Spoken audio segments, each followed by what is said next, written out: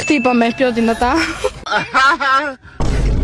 Πες μου ένα πράγμα που σου αρέσει να σου κάνω στο κρεβάτι. Μ' αρέσει πολύ το να με χαϊδεύουνε και να μου...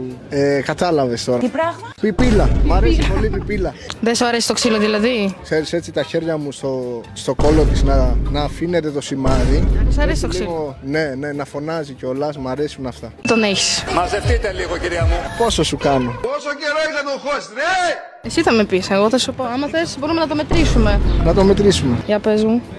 18. Είναι τόσο 18. Είναι 22. 22 είναι 22. αυτό. Εδώ, 18. Και πάμε 16. Αλήθεια λες? Ναι. Εδώ τότε 18. Τι δεν έπρεπε να σου κάνω για να κοιμηθείς μαζί μου σήμερα? Τίποτα, απλά να μου ρίξεις μια ματιά για να μου βγάλεις τη γλώσσα σου. Από 1 στο 10 πώς θα μου έβαζες? 11 με τόνο, μαρουλάκι και λίγο καλαμπόκι. Ευχαριστώ πάρα πολύ. Ήθελες να με φιλήσεις να τα Θα ήθελες να με φιλήσεις ή να τα Δίπλα. Θα ήθελες να με φιλήσεις ή να τα διαπλησιάσεις τον επόμενο? Κοίτα τώρα, επειδή χρειάζεσαι περισσότερα φυλάκια, θα αφήσω να τα διπλασιάσεις. Θα χαρεί κάποιος άλλος. Ναι.